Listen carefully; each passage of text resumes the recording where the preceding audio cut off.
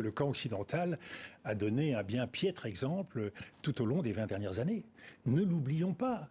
La guerre d'Afghanistan, la guerre d'Irak, la guerre de Libye, les guerres du Sahel, et tout cela pour quel résultat?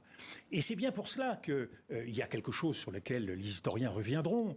Alors que nous avons commis autant d'erreurs dans les 20 dernières années, eh bien les Russes, eux, depuis 2008, la Géorgie, le Donbass, la Crimée, puis aujourd'hui l'agression contre l'Ukraine, commettent les mêmes erreurs. Il y a comme un effet miroir entre l'Occident d'un côté et la Russie de l'autre. Comme si personne ne réfléchissait, ne tirait des leçons.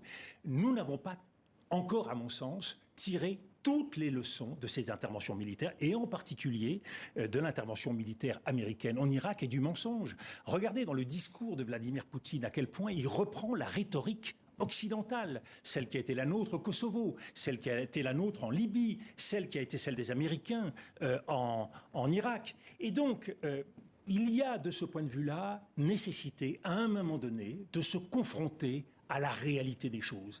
Et une fois de plus, l'engrenage de la guerre, le mensonge qui est lié à la guerre, il n'est pas propre à une seule partie du monde. Et nous devons, nous, être capables, vis-à-vis du reste de la planète, parce qu'il y a bien sûr cette confrontation aujourd'hui, entre cette guerre entre l'Ukraine et la Russie. Il y a le soutien que nous apportons à l'Ukraine. Mais ne l'oublions pas, le monde entier est concerné et regarde. Et il a besoin de savoir, et c'est particulièrement important pour la France vis-à-vis de l'Afrique, il a besoin de savoir que les erreurs qui ont été commises dans le passé, eh bien, nous ne les commettrons plus.